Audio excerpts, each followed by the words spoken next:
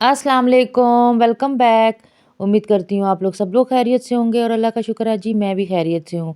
और जी good morning आज का मैंने कहा चलें व्लॉग्स सुबह-सुबह से ही स्टार्ट करते हैं। आज जी वीकेंड ख़त्म हो चुका हुआ है और नया वीक स्टार्ट हो चुका हुआ है तो बस जी आज मेरे बेटे ने स्कूल प्रोजेक्ट लेकर जाना था, जो कि मैंने कंप्लीट कर लिया हुआ था तो बस फिर उसने पहले तो मेरे हस्बैंड ने कहा कि मैं बाइक पे छोड़ आता हूँ, फिर क्योंकि बाइक पे प्रोजेक्ट लेकर जाएँगे, फिर हवा भी चल रही थी सुबह-सुबह, आज बहुत मौसम ख़राब था इस्लामाबाद का। तो फिर मैंने अपने भाई को कॉल की कि भई आप आज इनको गाड़ी पे छोड़ आएँ स्कूल। तो बस उन्होंने गाड़ी निकाल ली हुई थी, तो यहाँ हस्बैंड कह रहे थे कि लाओ मैं इसको वहाँ तक छोड़ आता हूँ पैदल ही, क्योंकि फिर बाइक पे ये है ना कि हवा वगैरह लगेगी तो फिर ये अनबैलेंस हो जाएगा, तो ये प्रोजेक्ट ख़राब हो जाएगा। तो वो मुझे ये कह रहे थे कि आप अभी गेट ना बंद कीजिएगा, मैं जो अभी इसको छोड़ के वो भी आता हूँ। तो बस जी आज मौसम देखें इस्लामाबाद का बल्कि कुछ दिनों से कुछ ज़्यादा ही ख़राब है। बच्चे भी बहुत बीमार हो रहे हैं, मतलब माहद की भी तबीयत आजकल ठीक नहीं है। 2-3 दिन से फ़ीवर चल रहा है और फ्लू भी साथ-साथ स्टार्ट हुआ है। लेकिन क्योंकि ऑफ इसलिए भी नहीं करवा सकते बिल्कुल जो है वो साल का एंड चल रहा है। तो आजकल जो है वो फिर आपको पता है रिवीजन स्टार्ट हो गई है, टेस्ट हो रहे हैं। तो फाइनल टर्म्स स्टार्ट होने वाले हैं नेक्स्ट मंथ से। तो बस इसलिए जो है ना मैं फिर उसकी छुट्टी वगैरह बिल्कुल बल्कि वो ख़ुद भी छुट्टी नहीं करता। तो यहाँ पे जी मैं चेक कर रही थी कि अभी तक लाइट नहीं आई थी तकरीबन ये जब हस्बैंड और मेरा बेटा जा चुके हुए थे तो उस टाइम फिर मैंने कहा कि यार अंधेरे में क्या बंदा काम करेगा। क्योंकि अगर आप दरवाज़े वगैरह खोलते हैं तो यकीन करें मेरे घर में तो एक वैसे ही धूप नहीं आती है और इसकी वजह से बहुत ज़्यादा सर्दी होती है। तो बस ये फिर तकरीबन 10 बजे के करीब रात की लाइट गई हुई थी तो 10 बजे जो थी वो लाइट आ चुकी हुई थी। तो मैंने आपसे लास्ट ब्लॉग में शेयर किया था कि मैं अपना जो ये डीप फ्रीज़र है इसको मैं सेल आउट कर रही हूँ। उसकी वजह ये है कि इसमें ऐसा वजह इसकी सिर्फ़ ये है कि मेरे पास जगह कम है। मैं फ्रीज़र और फ्रिज दोनों ही सेल करना चाहती हूँ, अगर तो कोई दोनों लेना चाहते हैं तो मुझे कमेंट बॉक्स में ज़रूर बताइएगा। मैं आपके साथ उस वहाँ से आपसे राब्ता कर लूँगी। तो मैंने कहा चलें आपको अपने जो फ्रीज़र की जो लुक है वो भी मतलब कंडीशन जो भी है वो मैं दिखा दूँ। आप कहेंगे ये पता नहीं टेप और ये क्या है? ये एक्चुअली मैंने ऊपर ना इसकी दोबारा डबल शीट लगवाई थी। उसकी वजह ये है कि जब आप कोई भी चीज़ ऐसे नीचे रखते हैं तो वो नीचे वाली जो चादर होती है ना वो ख़राब हो जाती है। तो इसकी वजह से ये था कि नीचे से एक जगह से थोड़ा-सा जो है ना वो नीचे इसकी जो शीट थी वो ख़राब होना स्टार्ट हो गई थी। तो फिर मैंने ये था कि ये उनको जो फ्रीज़र वग़ैरह ठीक करते हैं ना, तो उनको बुला के तो ये मैंने नीचे ताकि अगर शीट ख़राब हो तो ऊपर वाली हो, नीचे वाली ज़्यादा ख़राब ना हो। तो ये बिल्कुल जी A1 कंडीशन में है, बिल्कुल न्यू है, हायर कंपनी का है। और अभी इसकी आप रबड़ वगैरह भी मैं आपको चेक करवा रही थी कि बिल्कुल ठीक है। ये यहाँ पे थोड़े से स्क्रैच इसके इस वजह से ही आए हैं क्योंकि शिफ्टिंग वगैरह की हुई थी तो मैंने उस वजह से आपको पता है शिफ्टिंग में तो जितनी भी मर्ज़ी मैंने हालाँकि इसकी बहुत पैकिंग की थी लेकिन आपको पता है ये जो शिफ्ट करने वाले जो लोग होते हैं ना वो फिर कहीं न कहीं आपको उन्होंने इस तरीके से सेटिंग करते हैं जिसकी वजह से ये सारी ख़राब हो जाते हैं। तो ख़ैर जी मैंने इसको बड़े प्यार और हिफ़ाज़त के साथ रखा है, बड़ा साफ़-सुथरा रखा हुआ है। इसकी बिल्कुल अच्छी कंडीशन है। तो मैं मुनासिब रेट में दे दूँगी अगर आप में से कोई भी जो मेरे व्यूज़ देखने वाले हैं तो आप ज़रूर जो है वो मुझे बताइएगा। तो मैं आपके साथ जो है वो मतलब रेट वगैरह हम आपको उसी वक़्त बताऊँगी कि मैं कितने का सेल आउट कर रही हूँ। तो ये कि आज डिस्क्रिप्शन में आप चेक कर लीजिएगा कि मैंने कॉन्टैक्ट नंबर दिया हुआ है, मेरे हस्बैंड का नंबर है तो आप जो है वो उनसे राब्ता करके तो ये सारी इन्फॉर्मेशन ले सकते हैं। तो जी मैंने आपको दिखा दिया है, फ्रिज की भी बात अगर करेंगे जो दोनों चीज़ें इकट्ठे लेंगे तो उनको थोड़ी-सी मैं कम प्राइस कर दूँगी और जो ज़ाहिर-सी बात है हम लोगों ने ये नहीं है बिल्कुल न्यू है।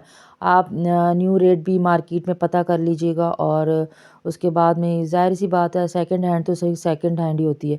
ये बात सिर्फ़ नाम की सेकंड हैंड है लेकिन सही मायने में जो है वो बिल्कुल न्यू है। आपको मैंने अपने जो है वो सारी कंडीशन जो है वो दिखा दी है। तो ख़ैर ये तो हो गई बात फ्रीज़र की। तो बस जी आज क्योंकि मैंने अंदर की तो सफाई कर ली हुई थी, लेकिन लाइट ना होने की वजह से फिर पानी भी नहीं था, क्योंकि रात की लाइट गई हुई थी, पूरी रात ही लाइट नहीं थी। तो फिर इसकी वजह से मोटर वगैरह नहीं चल पड़े। जो जैसे ही मैंने मोटर ऑन करने आई तो मैंने कहा चलें जितनी देर पानी वगैरह ऊपर टैंक फुल होगा, मैं उतनी देर में जो है वो ये गैराज जो है वो वॉश कर लेती हूँ। क्योंकि गैराज तकरीबन मुझे डेली वॉश करना पड़ता है, डेली नहीं तो एक दिन छोड़ के एक दिन तो मैं लाज़मी ही करती हूँ। तो झाड़ू से बेहतर होता है कि बस जी जल्दी-जल्दी पानी बहाती हूँ और पानी बहा के जो है वाइपर लगा दो, वो आसानी से साफ़ हो जाता है और साफ़-सुथरा भी और क्लीन भी हो जाता है।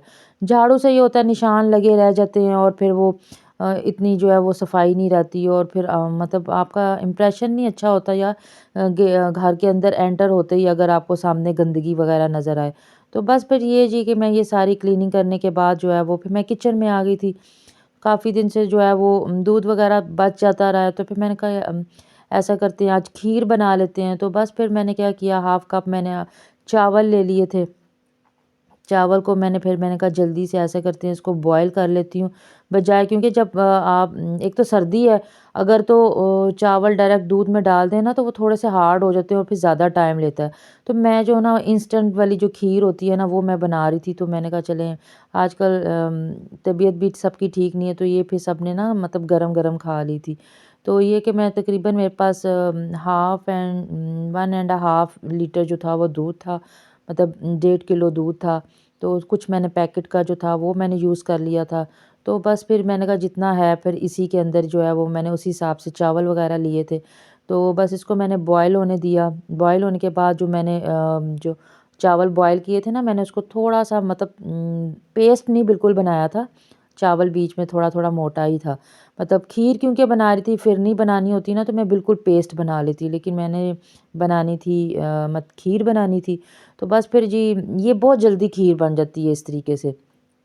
जैसे ही दूध में बॉयल आया तो मैंने वो जो मटेरियल था पेस्ट बनाया था मैंने इसमें चावलों वाला डाल के, तो इसको तकरीबन मैंने 10 से 15 मिनट के लिए जो है ना हाई फ्लेम में पकाया। तो ये देखें आहिस्ता-आहिस्ता थिक होना स्टार्ट हो गया था। खीर जब भी आप बनाएँ कोशिश करें एक तो सर के ऊपर खड़े रहें, क्योंकि अगर आप आगे पीछे हो जाते हैं ना तो फिर उसकी वो चीज़ नहीं आती। जब एक दफ़ा आप साथ-साथ इसको जो है वो मिक्स कर रहे हो ना, तो तभी ये चीज़ ज़्यादा मज़े की लगती है। तो बस जी यहाँ पे जो है क्योंकि मैंने मतलब बताया ना मैं इंस्टेंट बना रही थी, तो फिर मैंने क्या किया यहाँ पे थोड़ी-सी जो है वो सूजी ले ली थी। सूजी लेने के बाद उसको मैंने हल्का-सा ड्राई रोस्ट किया था। इससे खीर का टेस्ट यकीन करें डबल हो जाता है, बिल्कुल डबल। तो बस ये वो फिर मैंने जो है वो इसके बीच जो है वो डाल दी और डालने के बाद इसको मज़ीद 10 मिनट मैंने पकाया। पकाने के बाद आहिस्ता-आहिस्ता ये मज़ीद जो है वो देखें मज़ीद थिक हो गई थी।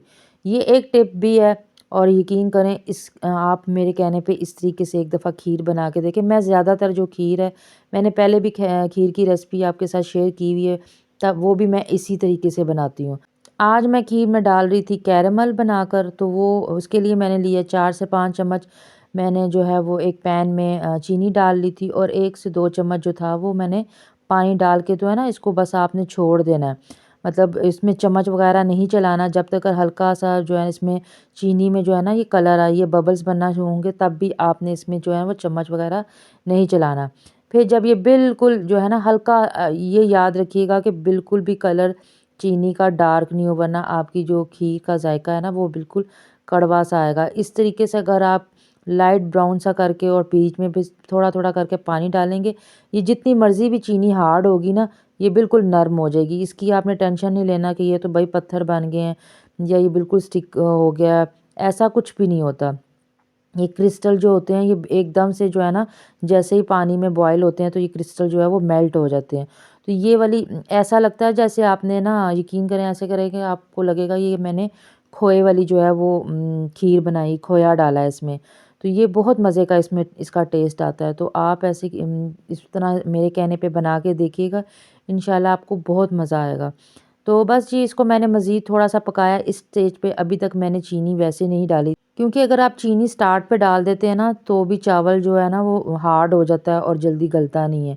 तो चीनी हमेशा कोशिश किया कीजिए कि बिल्कुल मीठे में ना एंड में डाला करें। इससे ये होता है कि इस तरह उस चीज़ का टेस्ट भी दुगना हो जाता है।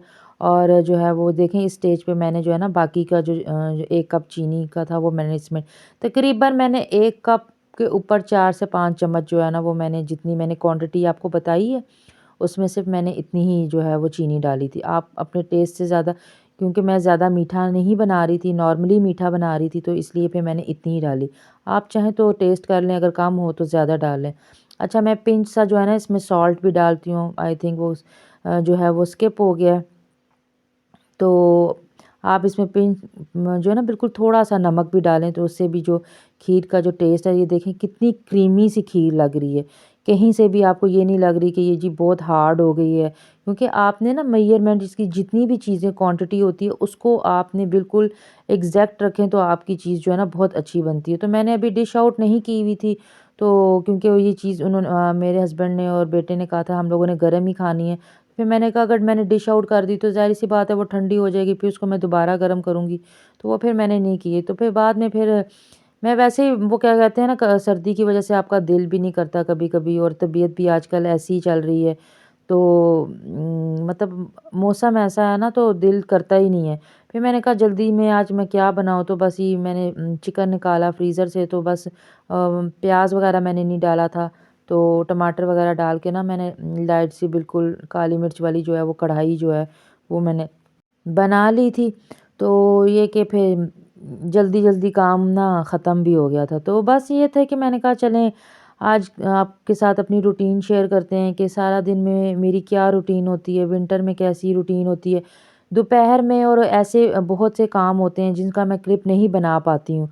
तो उसकी वजह यही होती है कि देखें हर चीज़ जो होती है वो आप कैप्चर करना आपके लिए मुश्किल हो जाता है।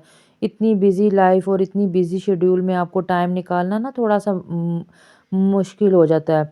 तो ये है कि हर चीज़ दिखाने से ये होता है कि हर आप लोग डेली एक ही तरह की रूटीन जब देखेंगे तो ज़ाहिर-सी बात है बोर हो जाएँगे, तो कुछ तो फिर हमें इंटरेस्टिंग करके आपको दिखाना होता है कि भई हम हमारी लाइफ़ कैसे गुज़र रही है, किस तरीके से हम लोग अपना दिन स्पेंड करते हैं, वीकेंड स्पेंड करते हैं। मेरे आम दिनों से ज़्यादा जो है ना वीकेंड में बहुत काम होते हैं। काम यकीन करें होते तो डेली बेसिस पे वही हैं। लेकिन पता नहीं क्यों वीकेंड पे ऐसा होता है कि मतलब एक के बाद एक काम जैसे बढ़ता ही जाता है, काम ख़त्म होने का नाम ही नहीं लेता।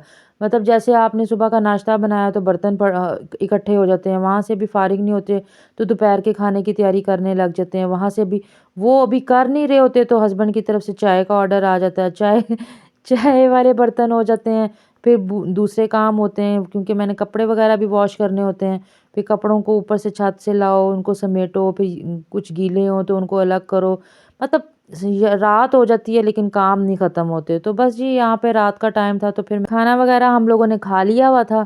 तो बस यहाँ पे लास्ट में मैं बस किचन क्लीन करने के लिए आई थी, क्योंकि किचन क्लीन हो ना तो सुबह भी आपका एक फ्रेश माइंड हुआ होता है और आप आके ईज़िली जो है ना वो सारे काम कर सकते हैं। तो जी ये थी आज की मेरी रूटीन। उम्मीद करती हूँ आपको पसंद आई होगी। पसंद आई हो तो लाइक कर दीजिएगा, शेयर कर दीजिएगा और मेरे चैनल को सब्सक्राइब कर दीजिएगा। जो तो मेरे चैनल को सपोर्ट कर रहे हैं, डेली बेसिस पे मेरी वीडियोस देख रहे हैं, उनके लिए दिल से थैंक्स है। आपका बहुत-बहुत शुक्रिया, और जो नहीं देख रहे उनका उनका भी शुक्रिया। Thank you.